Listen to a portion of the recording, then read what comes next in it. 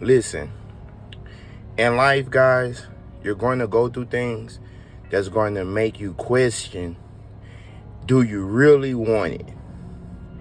And I'm talking about, do you really want to survive? We all know that we're under economic deprivation. We all know that things have not been fair for our people. We all know that we're up against a lot. But if you give up, what about all of the people that work to get you to where you are? Okay, so recently I was thinking about something. This was about 3 years ago, 2 years ago. Okay, I was new in my trucking journey, and I wanted to drive trucks since I was a kid, right? And I used to tell my mom, like, man, one day I want to drive 18 wheelers.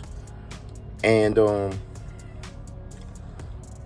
I remember when I finally got the opportunity to jump in the game, and about a year passed, and I was working for a company. It was a teaming company, meaning like it's two guys driving the truck.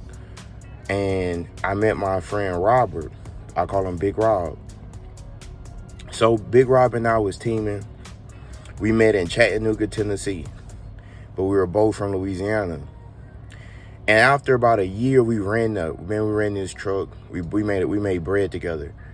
Okay. The company asked us to go into a contract with them to lease the truck from them. And they told us, like, hey, you guys, you've been doing a great job. I want to give you guys basically a $300K deal. Each boat, so split it down the middle is like 150. He said, now it could be a little bit more, but you're guaranteed to make at least 150K if you take this deal.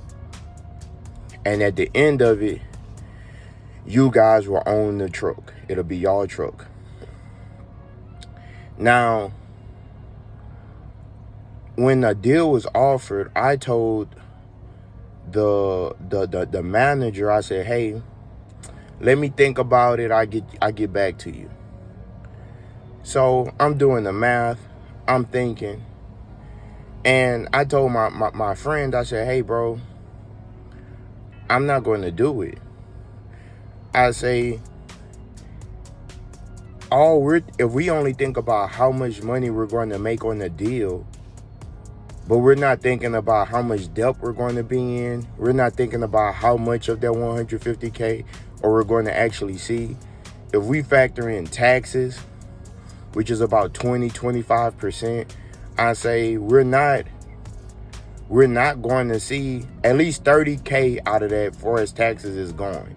So, okay, so let's say 120,000 a year. All right, plus whatever we got to put towards fuel and maintenance. Okay, so let's say between the two of us, that's another 25K. So I say, bro, we're going to be walking away with like 100K, 90K. But on paper, we're going to be making 150K.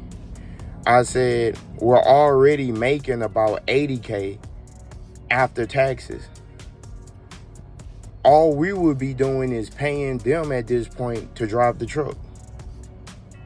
Sometimes, guys, you're going to have to turn down deals. Some deals are going to sound real good.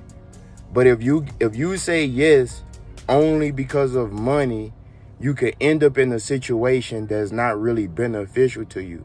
Sometimes you gotta have the wherewithal, the awareness to say no. Guys, at the time, I probably had about $4,000 on my person. And when the guy offered me the deal sounded sweet. But now, in the position that I'm in now, I'm so glad that I didn't take that deal. So much happened since then that I didn't foresee coming. My brother was murdered. My friend Big Rob, his wife passed away.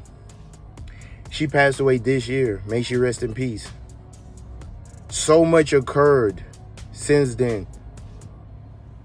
I didn't even know what the situation would be between the other person in the contract, Rob and I. So sometimes in life, you gotta turn down money. That's what I'm saying.